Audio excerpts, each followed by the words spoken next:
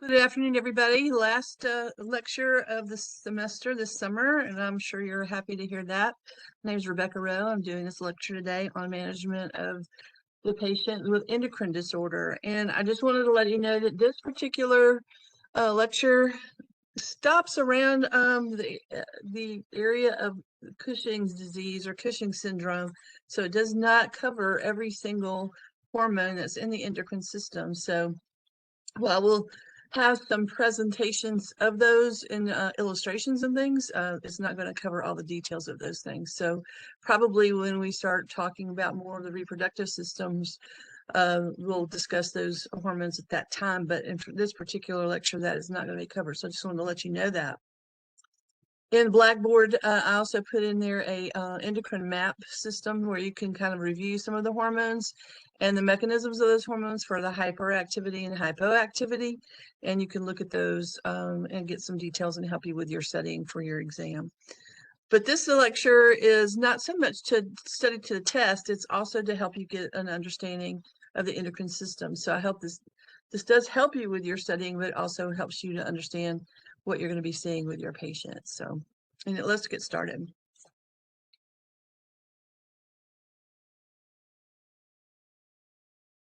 So the endocrine system is a collection of glands that produce and secrete hormones. There's 9 major glands, as you can see here, and there's 4 major categories of hormones that affect target cells, and we'll talk about those a little bit. Those hormones are essential chemical messengers, and we talked about that in the last lecture about what hormones are, and they regulate the various bodily functions like growth and development, your transport of chemicals across the cell membranes, and your metabolism, reproduction, your stress responses, fight or flight responses, fluid electrolyte balances, acid base imbalances, and your adaptation to different sleep and mood disturbances. So there is a unique relationship with immune and nervous systems and other body organ systems. So you'll see how those things work with, say, for instance, your GI, your urinary tract, and your neurosystems and cardiac systems as well. So you'll see all those things work. The 4 hormone categories that affect target cells are your amines or your amino acids, which are protein cells, your peptides, steroids, and fatty acid derivatives. So we'll talk about those.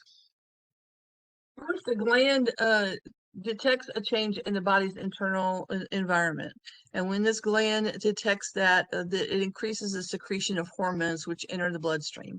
Those hormones travel through the blood and they can have a potential to affect throughout the body an organ system, or they can just do particular cells, but they will not act on every single cell.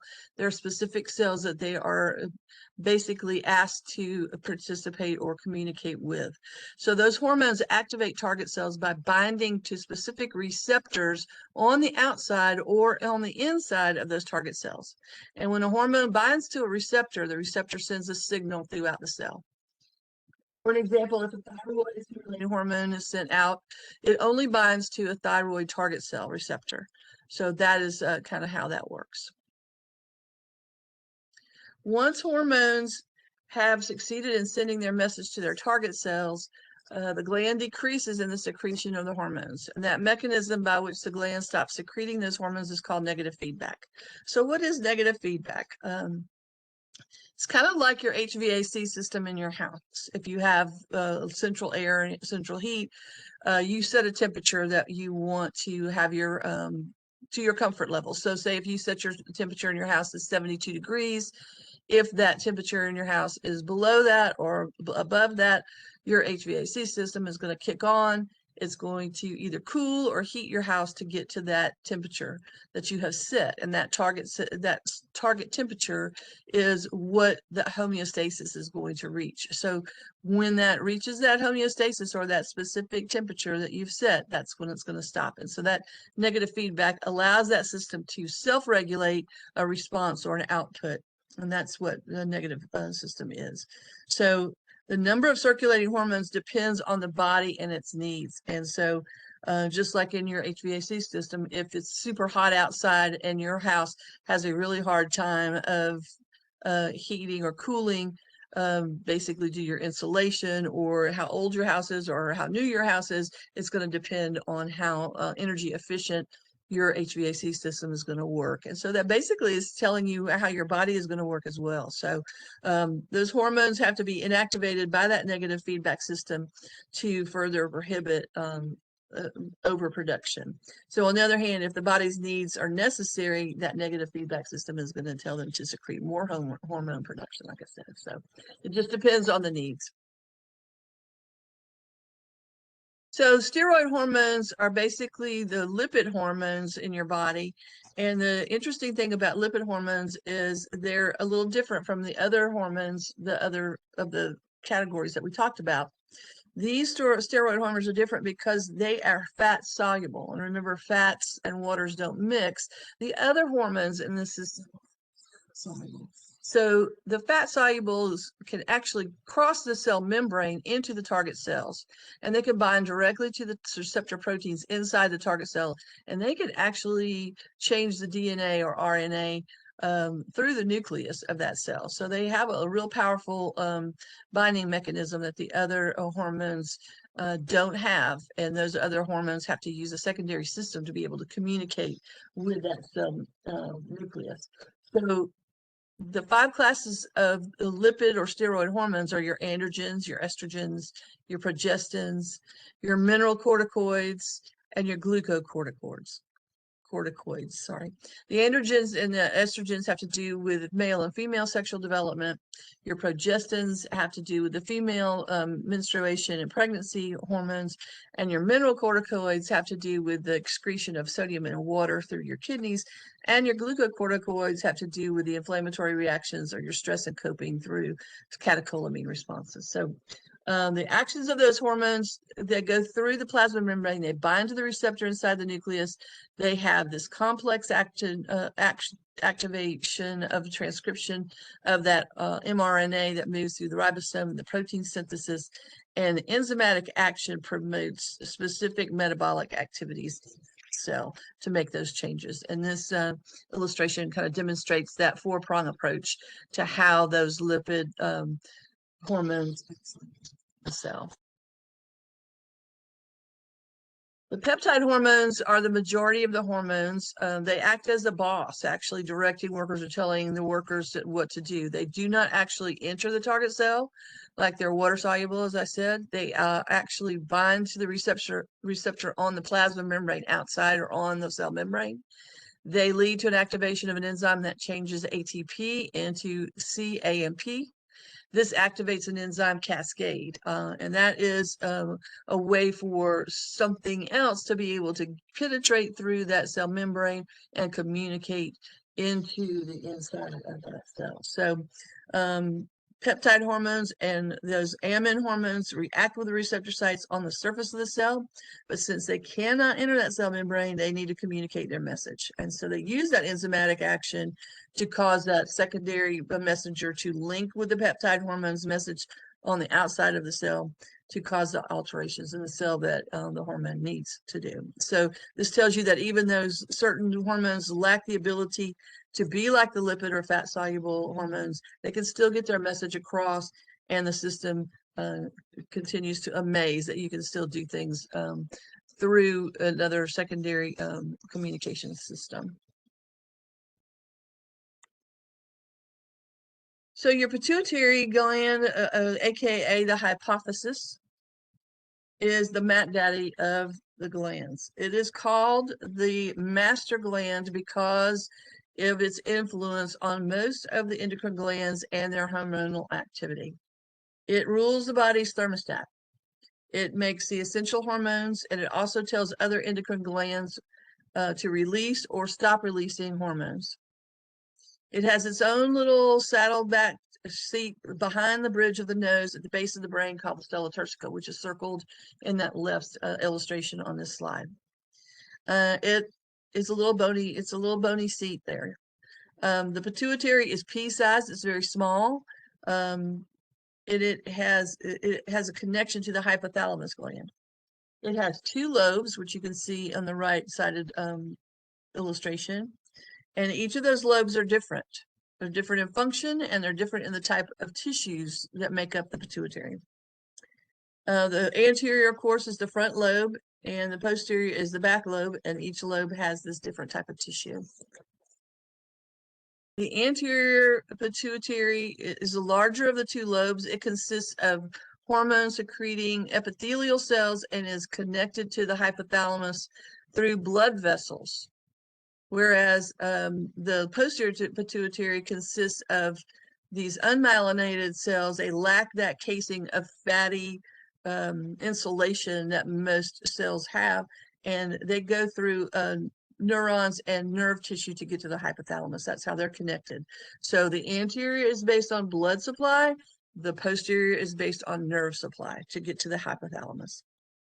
Your anterior pituitary accounts for about 80% of the weight of the pituitary. And believe it or not, that it sounds like it's a real heavy thing, but the pituitary only weighs about 1 gram. Pituitary tumors are most often benign adenomas.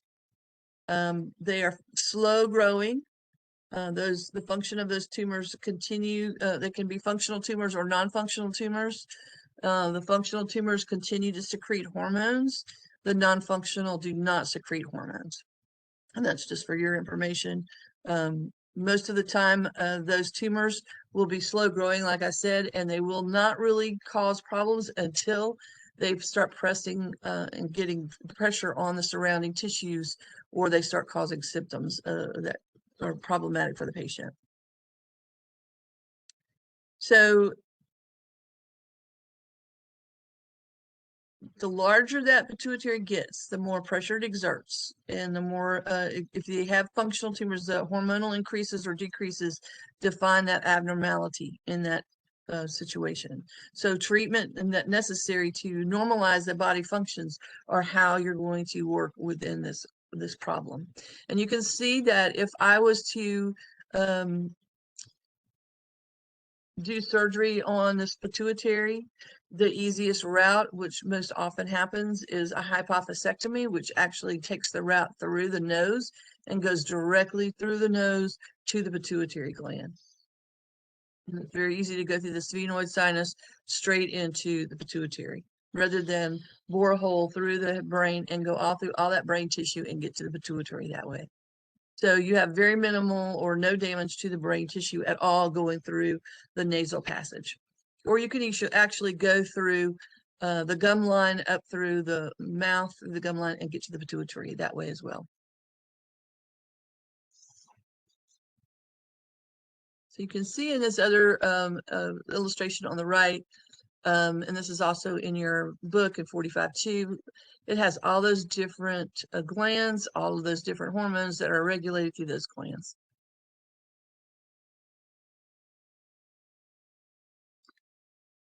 So your anterior pituitary and posterior pituitary have different actions, like I said, and different hormones. Your anterior hormones have to do with your FSH or LH, prolactin, ACTH, thyroid, and gonadal hormones. So there are a lot of different things that go on with this particular growth hormones, things of that nature. Your posterior hormones have to do with more your fight or flight type of things, with your uterine contractions, your lactation, your excessive secretion of water, and go into different problems with your blood pressure, that kind of thing. So hyperactive, you could get into Cushing syndrome, your acromegaly, and your gigantism, prolactinemia. And I want to specify between acromegaly and gigantism. One of my favorite movies is The Princess Bride, and you see Andre the Giant, which is in that particular movie. He was a professional wrestler, and he had acromegaly. Probably had gigantism when he was a child. But gigantism is for children, and that is when you have this very rapid growth in a child before their growth plates close off. And so that is called gigantism, where your acromegaly is in adulthood. And that is an interesting phenomenon for both, but they have a specific looks about them and the way you diagnose them. The hypoactive anterior pituitary leads to your dwarfism, your panhypopituitarism, and your hypopituitarism. And that has to do with the number of hormones that are affected, one or more in your hypoactive anterior pituitary. Your hypoactive pituitary in the posterior side would have to do with your diabetes insipidus, where it does not regulate, just you urinate water, basically dilute water, and it has a lot of problems with your uterine contractions and that kind of thing for pregnancy and for lactation. So the hyperpituitarism happens when the pituitary gland makes too much of one or more of the hormones. It's often caused by a functioning or secreting pituitary adenoma or a non-cancerous tumor, like I said. The specific conditions, like I said, was acromegaly, happens when the pituitary gland releases too much growth hormone as an adult. Your gigantism happens when your pituitary gland releases too much hormone as a child or adolescent. It causes that rapid growth and very tall height in a child. In the acromegaly adult, your certain parts of your body, like your hands, your feet, and other organs, can get really large and have metabolic issues. Cushing's syndrome happens when your pituitary gland releases too much ACTH or adrenocorticotropic hormone, which causes the adrenal gland to make too much cortisol. And you know, cortisol is part of your stress releasing hormone. And it causes rapid weight gain in certain areas of your body, like around your abdomen. And it can lead to this high blood glucose, which you can develop into type 2 diabetes. Your hypoprolactinemia, this happens when your pituitary gland releases too much prolactin. It causes infertility and also causes a milky nipple discharge called galactorrhea. The hypopituitarism is a condition in which there's a lack of one, multiple, or all of the hormones your pituitary gland makes. Most causes of hypopituitarism involve only one hormone deficiency, and a deficiency of two or more hormones is called panhypopituitarism. And this typically happens after pituitary surgery or if there is radiation to the brain. Hypopituitarism is often caused by some kind of damage to your pituitary gland or hypothalamus, and this could be from, you know, severe head injury or accident of some sort.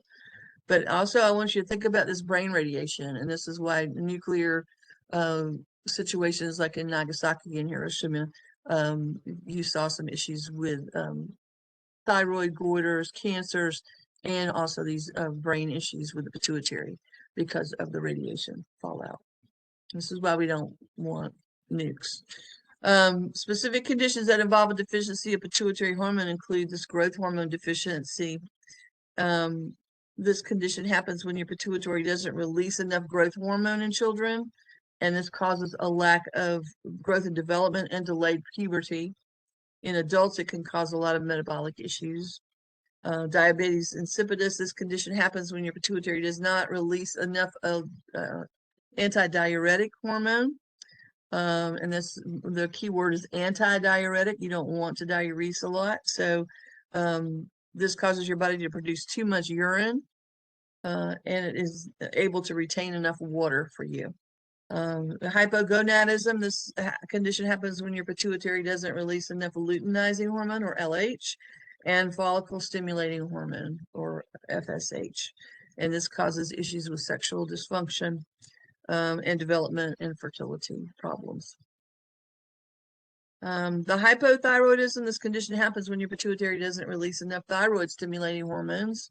It causes low thyroid hormone levels and causes a severe problem with metabolic issues, and that has a lot of organic issues related to anything that has to do with metabolism. So heart rate slows, skin issues, everything, hair fallout, everything happens that has to do with metabolism and circulating volume. So treatment of those things have to do with replacing the lacking hormones and monitoring the levels through blood tests. So your thyroid gland, let's talk about that a little bit. Your thyroid gland is the largest of your endocrine glands, and it is in the neck. And we talked about the pancreas a little bit because it actually is tied to endocrine as well. And that was in our last lecture. We're not going to talk about the pancreas on this lecture, but your thyroid is the largest endocrine gland. It's in the neck and it's shaped like a butterfly. It has two lobes and they're connected by what they call an isthmus. And you can see where that little band of thyroid tissue joins the two lobes together.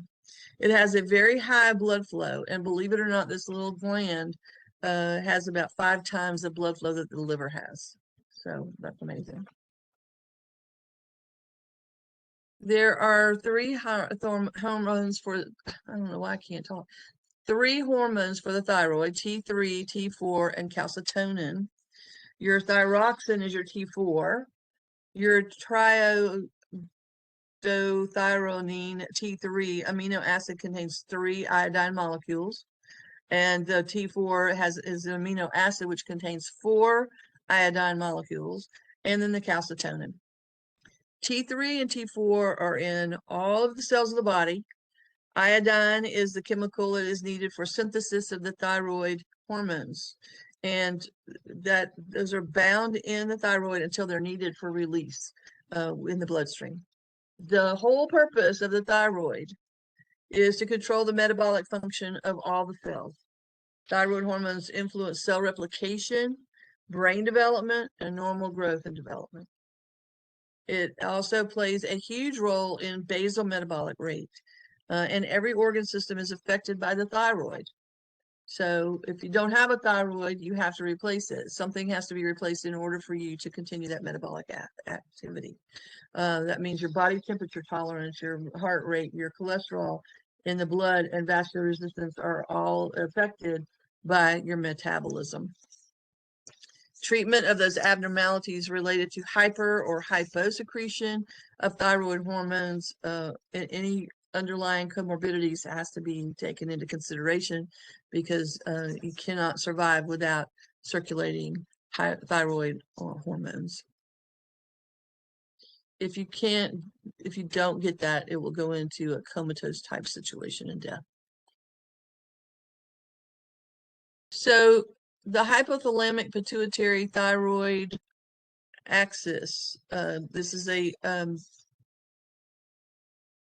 illustration here that's also in your text in figure 45.4, which talks about how your hypothalamus regulates the release of thyroid hormones from the pituitary through a negative feedback system. And we already talked about the negative feedback. This feedback system is looking to meet the status of thyroid homeostasis, or what we would call euthyroid. This is a normal, balanced thyroid production, and that is the goal that everybody's looking for. The diagnostic tests that can be done here for ruling out any thyroid disorders are to look at all of these different hormonal levels. These are in, if you have thyroid disease, or if you get a chemical profile or thyroid profile, you can see all of these things taken into consideration.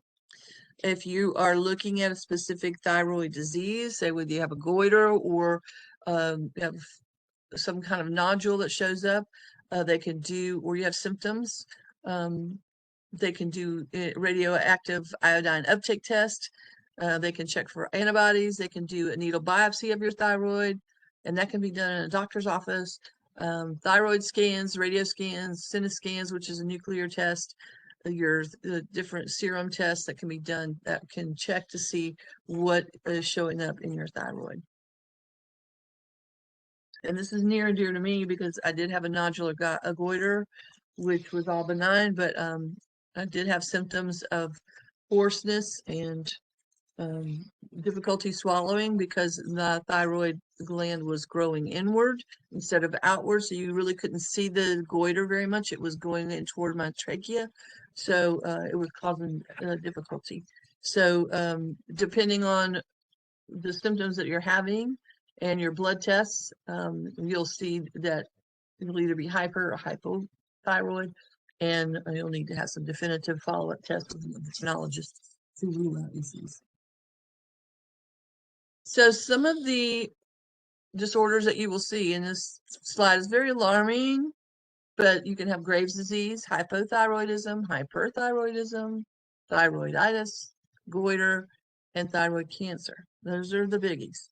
And here you can see some pictures of some of those things. The symptoms of your hypothyroid is when everything in your body slows down. So you can imagine hair loss, your regular heartbeat, irregular menstruation, you're always too hot or cold, you're weak and tired all the time, you have memory impairment, you're just not focusing on things.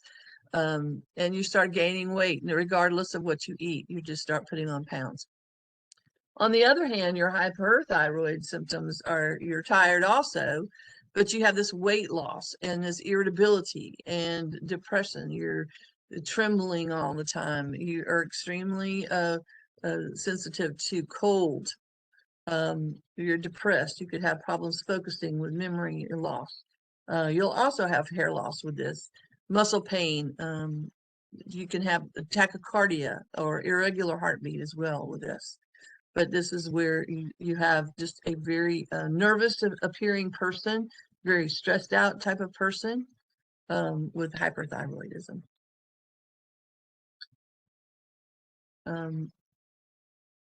Graves' disease, you can have the bulging eyes of this particular lady. This is not where she's alarmed. This is her normal actual eyes. This is, can you imagine? This is what you look like all the time. You've seen those advertisements where they have women that are wearing eyeglasses. This happens a lot in women, more so than men. So you can see where it would be very distressing to have this kind of look on your face all the time, like you're constantly in a state of alarm. It's scary.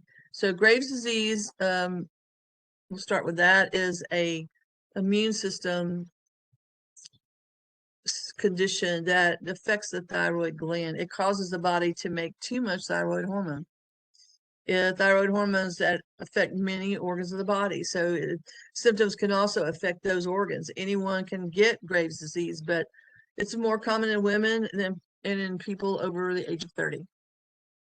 So the common symptoms of Graves' disease have to do with feeling nervous and irritable, having a slight tremor of the hands or fingers, being sensitive to heat, with an increase in sweating, or you're having this warm, moist skin, losing weight despite wanting to eat more, having an enlarged thyroid gland, also called a goiter, having changes in your menses, not being able to get or keep an erection if you're a male, and not having a good libido or not wanting to have sex, and then having a lot more bowel movements than usual.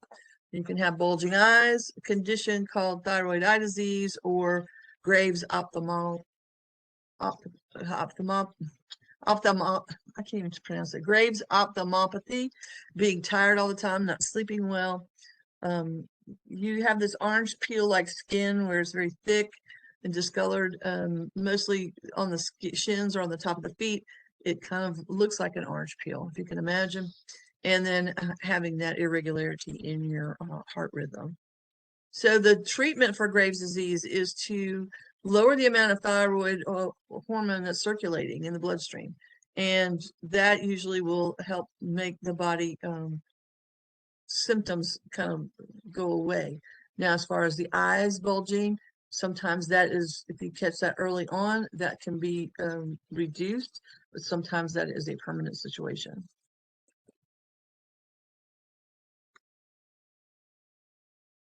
So the Graves' disease is the most common cause of your hyperthyroidism, but also thyroid toxicosis or excessive output of the thyroid or thyroid storm is an emergent event.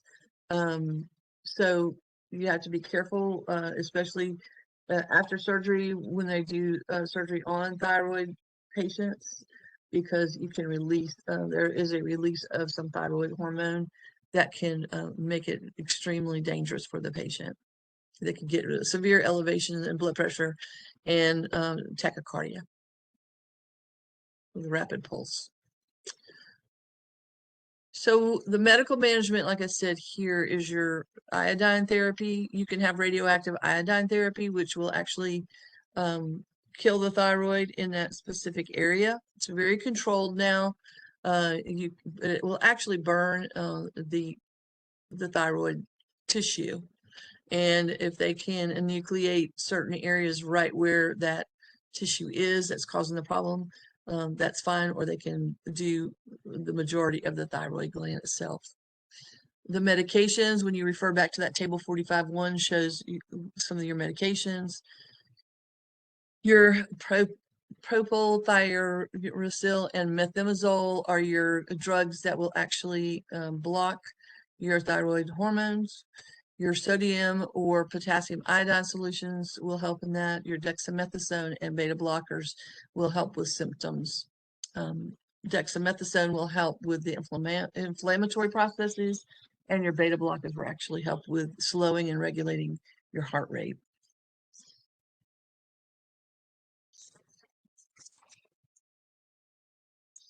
Before you want to start these medications, though, and I wanted to add this in there, you want to make sure that you do your CBC with DIF, your thyroid profile, your liver function tests, especially concentrating on your transaminase and bilirubin levels.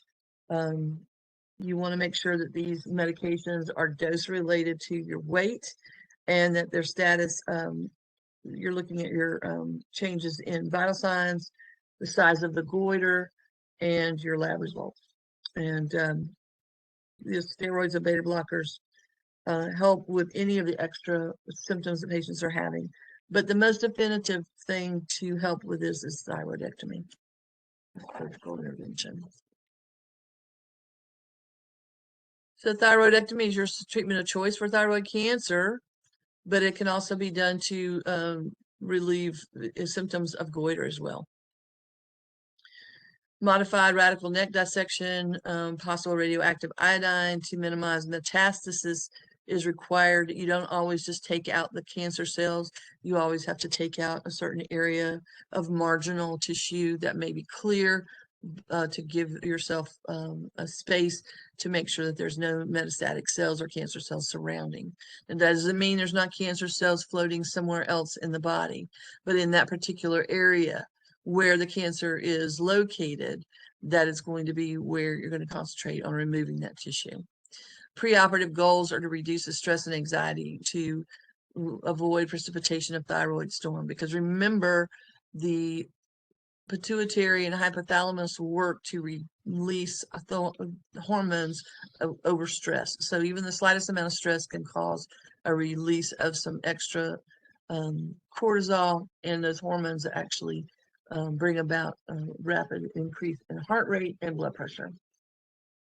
The dietary guidance to meet these patients' needs is to avoid anything that's going to increase a heart rate. That would be caffeine and other stimulants. And so you would want to talk about reducing some of those drinks that would have caffeine in them, or any kind of teas that would have caffeine, or any kind of drugs that would have stimulants involved. Of course, always explain the type of tests and procedures that the patient's going to have, and then talk about the head and neck support that's going to be used after surgery, any drains that are going to be there, and any type of dressing care that would be needed. So you're going to be monitoring respirations, because anytime you have surgery in and around the neck, you're going to be dealing with airway impairment and monitoring for potential bleeding and hematoma formation. The neck has a very finite area of movement. You do have a good space for hematoma to form. So it can take a while for hematoma to form, but it's not like your abdomen where you have a large space to fill. The throat does not have a large space to fill. So sometimes you have to think about what you're going to do preventively to make sure, if you did have a hematoma form, how are you going to quickly move this patient from one place to another? You want to make sure this patient is sitting up, not laying flat. You want to make sure that their pain is under control. You want to support them. You want to discourage talking. You want to test them pressure-wise, but you don't want to overdo it, because there could be sutures that break or staples that break. So you want to make sure you don't want to overdo picking up anything heavy, some very forceful coughing.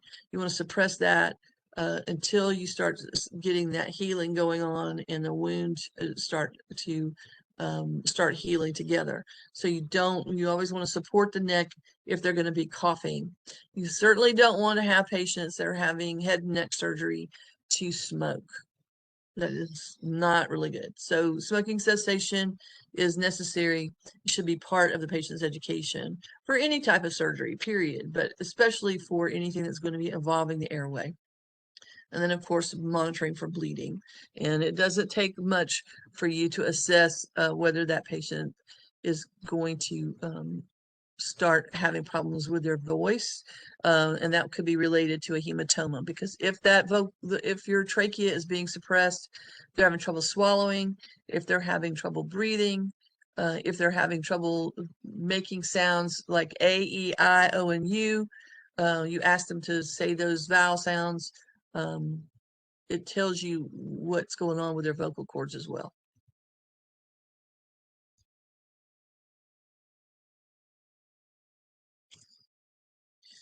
I will say that in the thyroid realm, a lot of techniques have changed in the way we do surgery on the thyroid now. So improved techniques have greatly reduced the incidence of thyroid storm, but still on the post-op side, patients need to be monitored very closely for the release of any hormones that would increase the heart rate and the breathing and the blood pressure and would cause them to go through a very stressful period, because it still is a danger. But it used to be one of the leading causes of death at post thyroidectomy, and now is not that way, but it's still one of the concerns always of thyroid surgery. Your parathyroid glands are completely different. They are on the thyroid, but they are situated around it. They're about the size of a grain of rice. Usually the patient has 4 glands at least, and they regulate calcium and phosphorus balance. I've seen patients that have as many as 8 parathyroids. So you can have more than 4. So they actually sit right there on the thyroid, around the thyroid, and they increase that calcium absorption from the kidney, intestine, and the bone. And they also lower phosphorus level in the blood. And it's a very interesting thing when you are doing work with the parathyroid, because you have to have specifics to know which one of those many parathyroids are causing the problem. It could be one or more of those glands that are causing a problem with releasing these hormones that cause irregularities in the calcium and the phosphorus. So you have to test each one of those. So as you see here, you have your parathyroids floating around in those little teeny things that are your inferior and superior parathyroids. Hyperparathyroidism, once again, is 2 to 4 times more often in women. We poor women.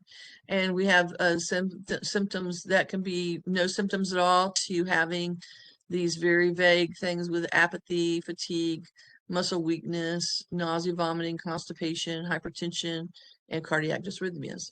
The treatment is to hydrate and to also remove the abnormal parathyroid tissue surgically. So when you're dealing with women of a certain age, you start worrying about osteoporosis and bone loss. You always worry about the calcium levels. You always worry about anemia. And so some of the same symptoms that occur with the parathyroid abnormalities, those still mimic just hemolytic anemia. So or iron deficient anemia. So when you're dealing with the female, this is always a concern. And some of these same symptoms are very vague, and they can cause some of the same things. So you have to be alert to some of these lab values that come out. So here are some of these lab values that I have here in this slide that show you normal to severe hypercalcemia and what that looks like, because the hypercalcemic crisis occurs when there is an extreme elevation in that. And this results with kidney failure, coma, arrhythmias, and cardiac arrest. What happens when you have lots of calcium? We talked about this before, probably in pharmacology and some other things with renal situations, is you get calcium deposits everywhere. You can get kidney stones, you can get stones in the bladder, you can get stone deposits in your lungs, you can get stone deposits and calcium deposits everywhere. You can actually have calcium pulled from your bones, and when you have certain problems with your pancreas. So when you're starting to get into malnutrition and things like that, you get into all these different syndromes where calcium is pulled out. You start having protein and fat as energy stores, and then you end up with fractures in your bones. And so your calcium deposits are removed. And so you have very serious problems when you lose calcium and phosphorus in your system.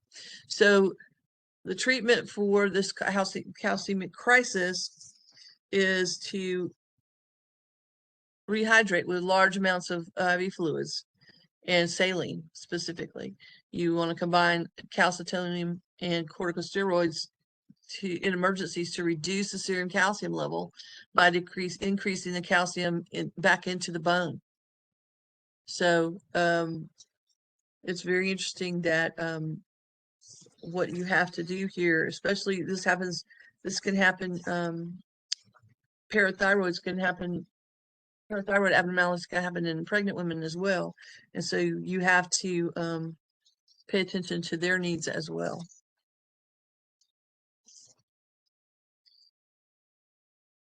So just for your knowledge, pay attention to these numbers for the total calcium and your ionized calcium and what symptoms are there.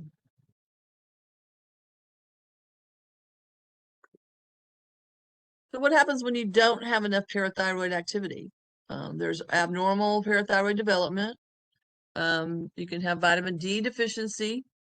You can have destruction of the parathyroid glands either from surgery or some autoimmune response.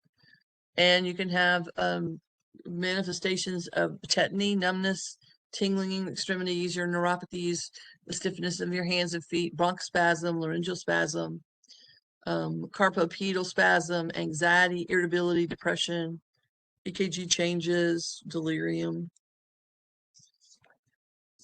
And when we talk about tetany, this is a general muscle hypertonia, and you can do these checks on a patient if you have low calcium to see if they respond to your assessment. The tetany is a general muscle hypertonia with tremor and spasmodic or uncoordinated contractions. And this occurs without efforts to make any voluntary movement. You can tap over the facial nerve just in front of the parotid gland and anterior to the ear, which causes a spasm or twitching of the mouth, nose, and the eye. And then true size sign is carpopedal spasm is induced. We occlude the blood flow of the arm for 3 minutes with a blood pressure cuff. And that's what that looks like. So when you hear about true size sign and Schwastek sign, that's what that is.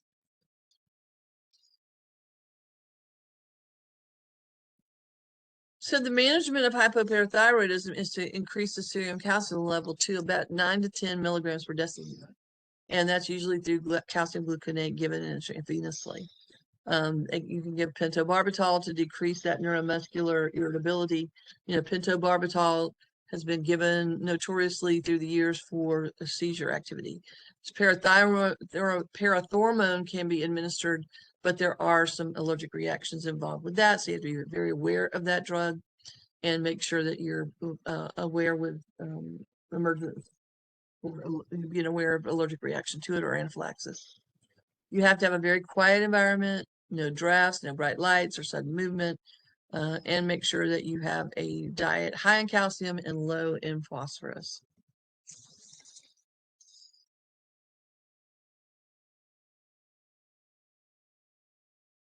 So each person has 2 adrenal glands. We're going into this first in many slides on the adrenals because these adrenal glands are really important. Each person is supposed to be born with 2 adrenal glands, unless they're born with only 1 kidney, which sometimes happens. But each person has 2 adrenal glands that are positioned on top of each kidney. And they are independently functioning as part of the autonomic nervous system. They produce the catecholamines, epinephrine, and norepinephrine. And that's through the adrenal medulla. And then they have an adrenal cortex, which regulates glucocorticoids, mineralocorticoids, and your androgens. So the medulla is at the center of the gland and secretes those catecholamines, and the cortex secretes the steroid hormones. The adrenal, as part of the autonomic nervous system, deals with the fight or flight responses. They can release free fatty acids, otherwise known as FFAs, and they can increase the basal metabolic rate and elevate the blood glucose level as needed. The adrenal cortex deals with 3 hormones that make it possible to adapt to stress. And that is all influential to that stress release. The glucocorticoids deal with glucose metabolism, and it deals with increased cortisol secretion that results in your blood glucose levels. And they also predominantly used for anti-inflammatory responses to tissue and cellular injury. And they even suppress allergic response severity. So when large doses are given, the release of ACTH and internal glucocorticoids is inhibited. This can cause the adrenal cortex to atrophy. So side effects can be diabetes, peptic ulcer disease, delayed wound healing, protein breakdown, muscle wasting, and redistribution of body fat. The mineralocorticoids are the most influential on electrolyte metabolism. They work within the GI and the renal systems to regulate that sodium and potassium absorption or hydrogen excretion. The renin-angiotensin system can kick in through the aldosterone, which helps with blood pressure control. And so you can see that there is a different function within the adrenal gland.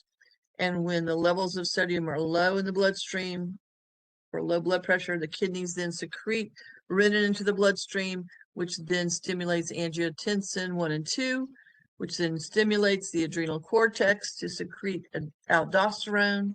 This then causes the kidneys to reabsorb sodium and water from the kidneys, returning it to the bloodstream, resulting in an increased blood pressure.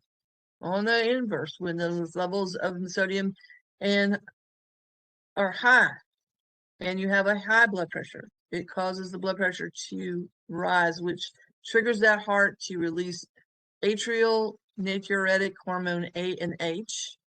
This hormone inhibits secretion of aldosterone from the adrenal cortex. The kidneys will then excrete sodium and water through the urine, and the blood pressure will decrease, making the sodium levels in the BP to return to normal.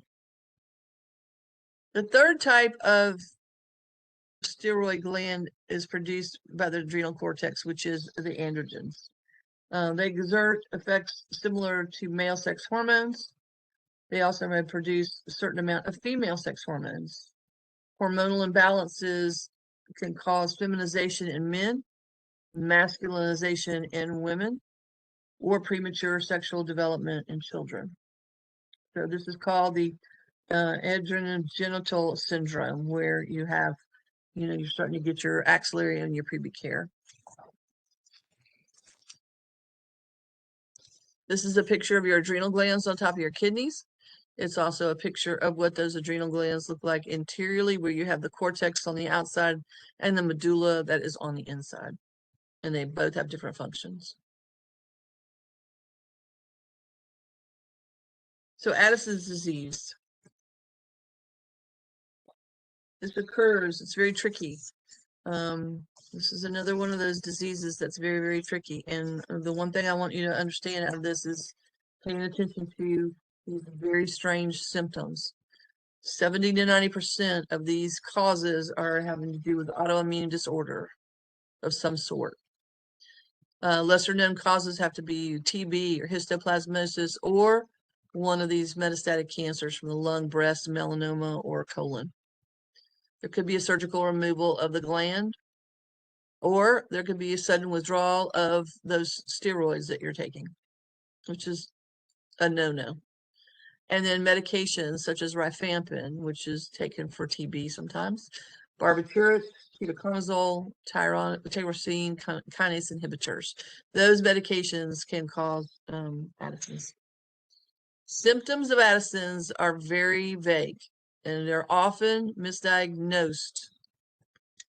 So I want you to pay attention to these. Muscle weakness, anorexia, abdominal pain, diarrhea, fatigue. You'll see a dark pigmentation of skin and mucosa, sometimes on the fingers, on the toes, little areas around. Hypotension, confusion, apathy, labile emotions. If they go into an Addisonian crisis, it is an emergent event. It happens very quickly. You'll see a definitive diagnosis showing a greatly increased plasma ACTH and a decreased serum cortisol level. The blood glucose is low, the sodium is low, the potassium is high, and they'll have a high white count. How do you treat it? Well, hopefully you'll be able to get them laying down, legs up. Steroids, fluid resuscitation, very, very aggressive fluid resuscitation. And you may need to add in vasopressors for persistent low blood pressure. So this is a result of the dysfunction of this negative feedback system we talked about earlier between the hypothalamus and the pituitary gland, which results in insufficient endogenous production of adrenal steroid hormones. It's very important for patients with diagnosed Addison's to wear some kind of medical alert bracelet. And this goes for Cushing's too. It can reoccur in unexpected situations. Even the slightest stress or exposure to cold, infection, common cold, or minor decrease in salt intake can trigger this event.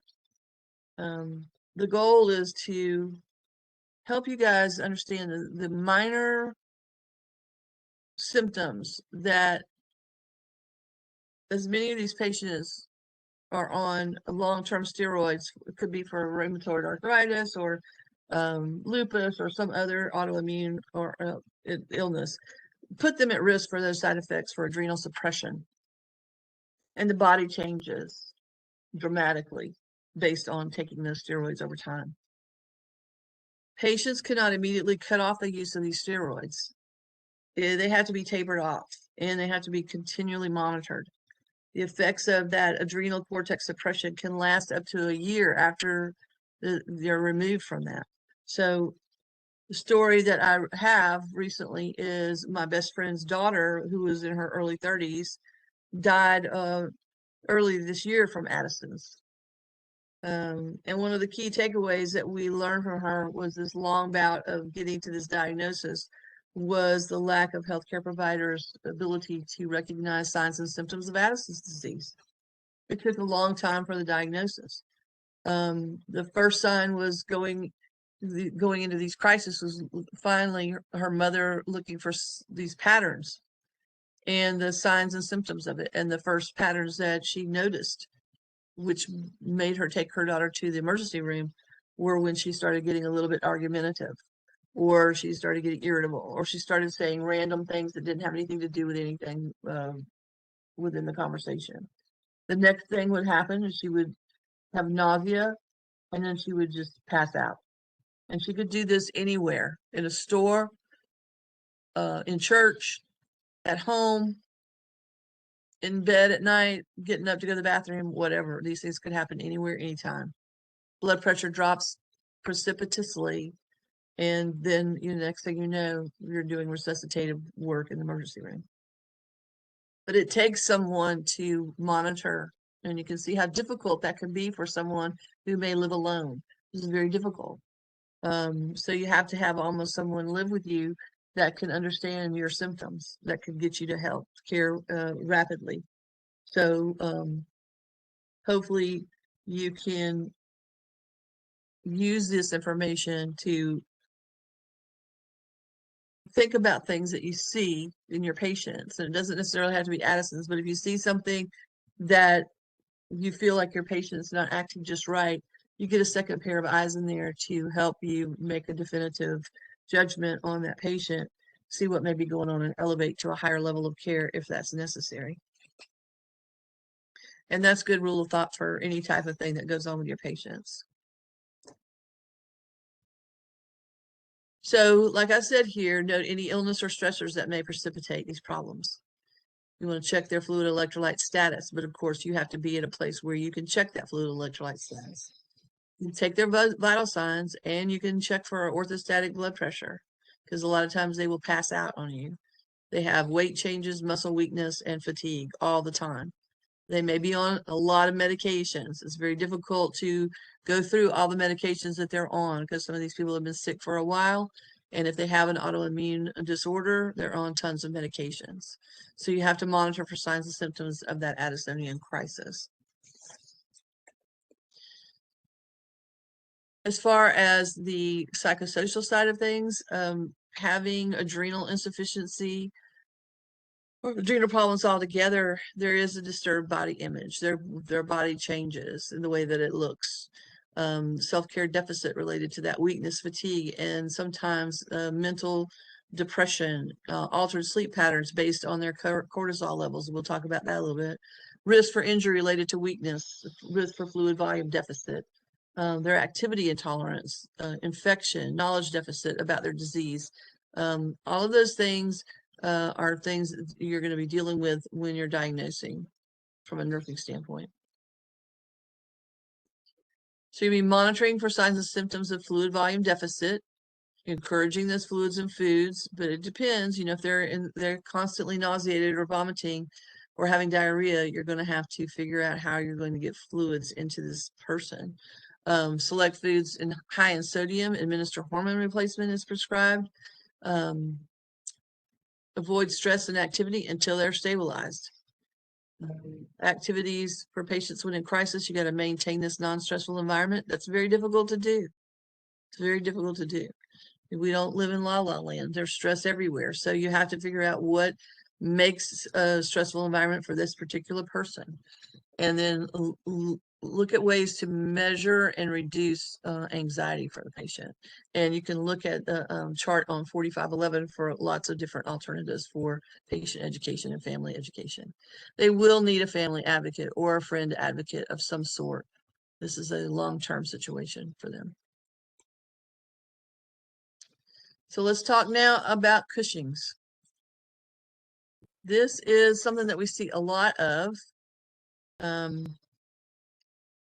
Cushing's is adrenocortical excess. And what is caused by it is the excessive adrenocortical activity or people that are on chronic corticosteroid medications. The presentation is that this, like what this lady looks like in this illustration. Women are 5 times more likely to have Cushing's than men. And the age that it starts is around 20 to 40 years. They have an increased blood glucose. They have this central core level abdomen of central type obesity, weight gain. They have this buffalo hump or hump on the backside of their neck. They have a heavy trunk with thin extremities. Their skin is somewhat thin and fragile, and they get bruising or ecchymosis, stretch marks or striae. They can get acne. They tend to be weak and listless, and their muscles are wasting. They get this real round moon face. They can have facial hair. They can have masculine or virilization in women, which means masculine type look about them. They can have osteoporosis or be prone to fractures in their bones or in their vertebrae. They can have hypertension, heart failure, slow wound healing. It sounds a lot like diabetes.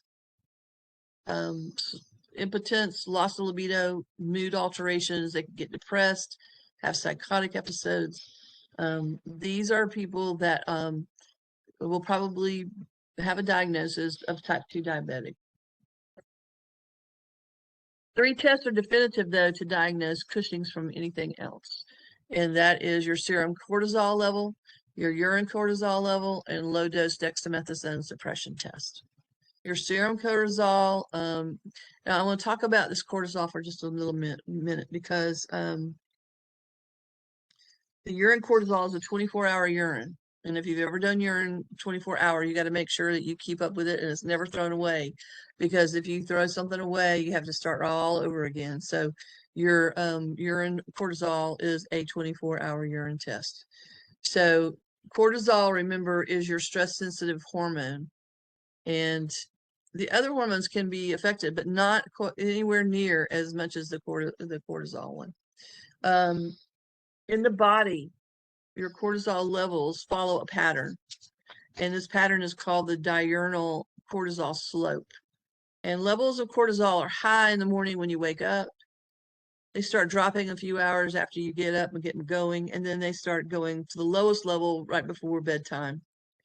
And with Cushing's, you never have this pattern where it is high in the morning and drops down at night.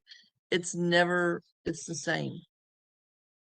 And so the cortisol level never changes.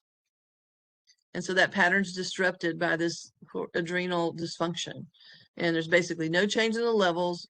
And so they never get a chance to get that sleep, that fitful sleep. And so if you can imagine, they're up and down, they just don't have good sleep.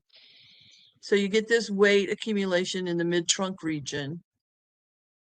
And when you see this, the result of overproduction on androgen hormones, this is the function of adrenal cortex that is lost.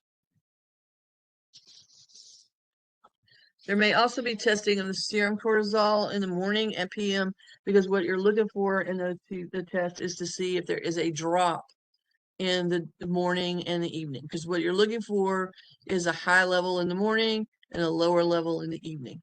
And that would be a normal thing. If it turns out to be that way, then Cushing's is not their problem. It's something else. But if you do not see a change in those levels from morning to evening results, then you know that it is Cushing's. So what do we do? Well, we got to figure out how we're going to help these patients learn how to take care of themselves. That's the big thing, because they're going to be basically like type 2 diabetics. There are going to be changes in their physical appearance, kind of clothes they can wear, and how they see themselves.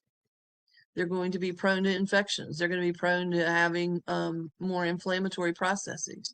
They're going to be prone to emotional situations like depression, and they're going to be on lots of medications more than likely. They're also going to have long-term effects of steroid usage. And so all of the side effects that go along with taking chronic steroids are devastating to some people.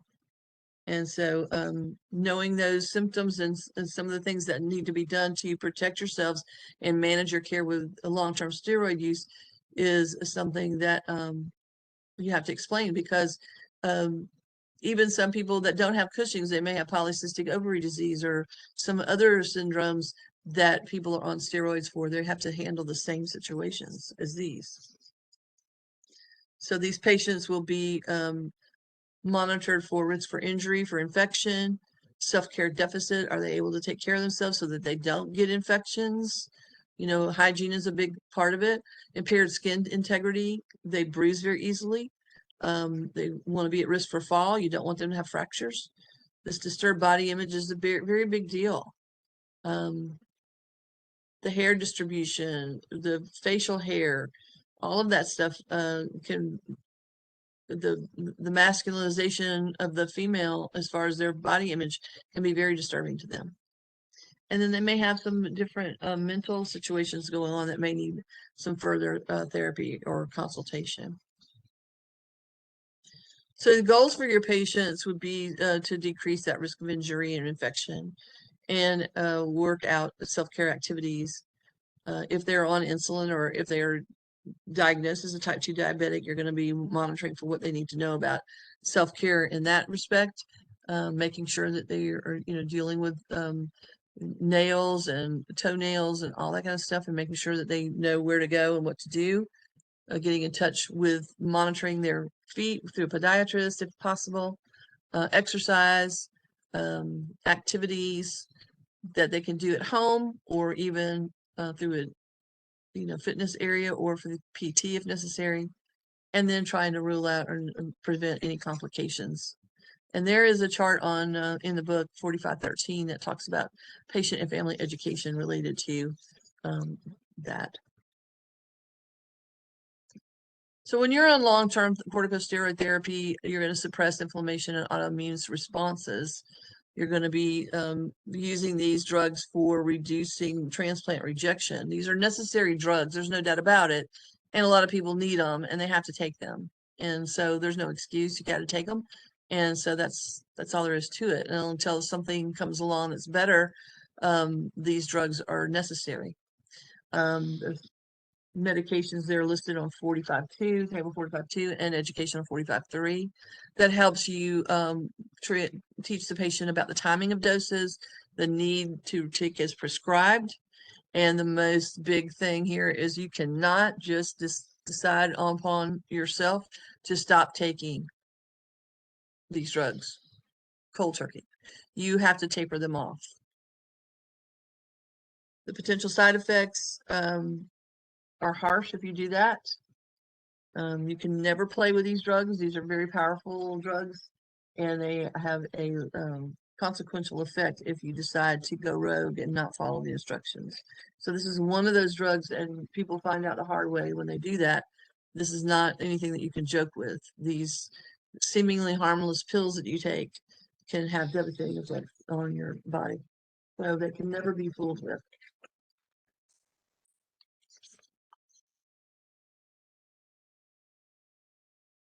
So I wanted to end this lecture a little bit talking about endocrine disruptors, because this does not talk about it, and it's something that even the government is involved with, and it's something that everybody needs to know, even our patients. I wanted to talk about it a little bit because when we're talking about hormones and the endocrine system, we have situations out there in our world that we deal with every day that actually block our normal body from functioning in the capacity that it's supposed to.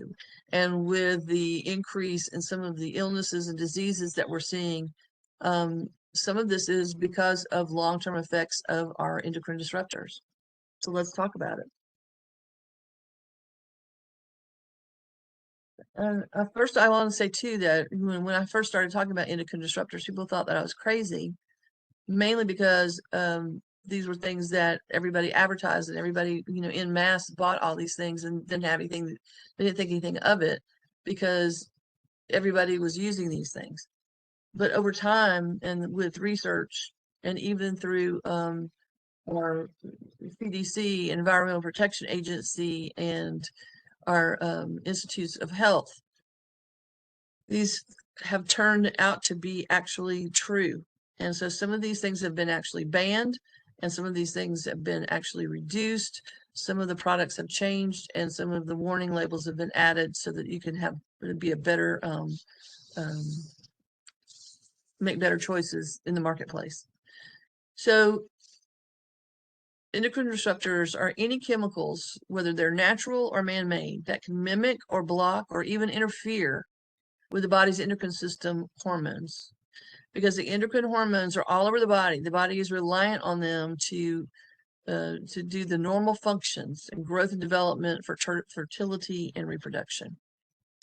Minor disruptions in the hormonal activity may cause significant alterations in the development and physiologic effects long term. So how do we come into contact with these disruptors? Many are in our everyday products. Cosmetics, hygiene products, food, packaging, toys, carpet, pesticides, other pollutants in the air and our groundwater. For example, herbicides that are used in sugarcane, corn weed control, and sorghum. Those can cause it. Dioxins, which are used in herbicides, and bleaching of paper can be released in the air and water during their manufacturing. Percolates, which are used to make fireworks and explosives. Your PFAs, which are per and polyfluoroalkyls, are a large group of chemicals that are made firefighting foam and non-stick coating in our frying pans and cookware, papers, and textiles. But phthalates are a large group of compounds and plasticizers that are found in cosmetics and hairsprays and nail polish, shampoos, cleansers, aftershave, toys, fragrances, medical device tubing, and some food packaging. Phytoestrogens that usually occur in some food products like soy. They have the same effect. That's a natural occurring. They have the same effect of estrogen in the body. Polybrominated diphenyl ethers, PBDE. These are used to make flame retardant products for furniture and carpet, like your foam and your cushions and your sofas. Polychlorinated biphenyls. This was banned in 1979. Triclosan is an ingredient in some of the antimicrobial soaps and personal care products like liquid body wash and soaps and toothpaste. And when it's in the groundwater, can be exposed to the sun, triclosan then becomes a carcinogen. The researchers, especially in the government now, have already been aware of these issues, and some have been banned, actually.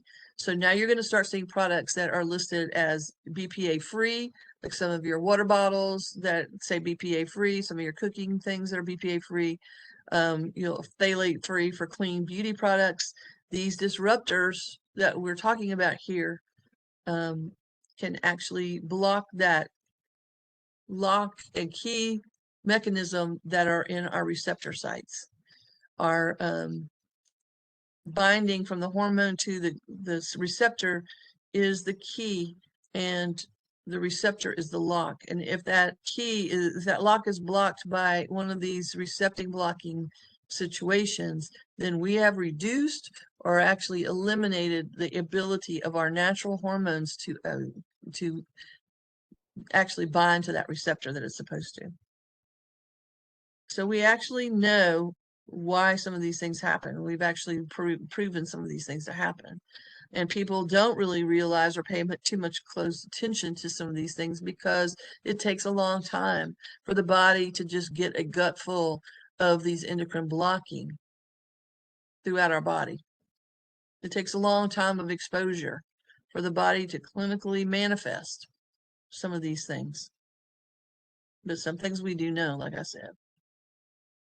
The exposure to certain phthalates is associated with behaviors characteristics of ADHD. Children exposed to high levels of PFAs have diminished immune responses to vaccines, and some research has found increased risk of childhood infections as a result. The long-term effects to arsenic can disrupt metabolism, increasing the risk for diabetes and other metabolic disorders. Well, why do you come in contact with arsenic? Arsenic is in some things that are there are a lot of things like rat poison that are in food products that are allowed by the FDA in small amounts.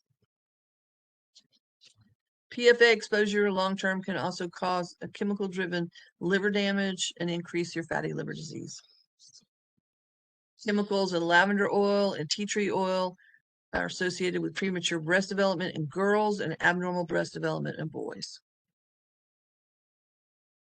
Back in the 70s, a synthetic estrogen called diethylstilbestrol was prescribed to pregnant women between 1940 and 1971, and it was finally banned in 71. It was prescribed mainly to prevent miscarriage and premature labor and other issues with complicated pregnancies. But during the 50s, it showed, after about 10 years of use, it showed that there was no benefit to using these drugs. It did nothing to help them. But what it did do was it helped stop people that did not want to breastfeed their baby. It stopped lactation, and it provided emergent contraception, and it also helped treat menopausal symptoms. But in 1971, a study finally linked cancer to this drug. It was linked to pregnant women. While they were pregnant, they had found to have cervical cancer and vaginal cancer. It's called clear cell carcinoma. And that drug was discontinued in 1971, but it was continued to be prescribed in Europe until 1978.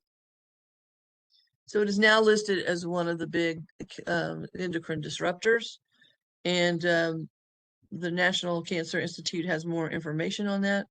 But BPA substitutes have been linked to similar reproductive issues with that. So it's important that I end this lecture on that information, mainly because it's a public health perspective.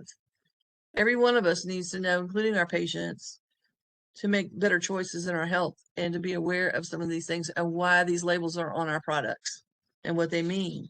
The government agencies are continuing to research products through the National Institute of Health, the CDC, Environmental Protection Agency, and other organizations, the FDA included, to get manufacturers to stop using these products. Just recently, they stopped putting dye in certain colors of dye into our food products.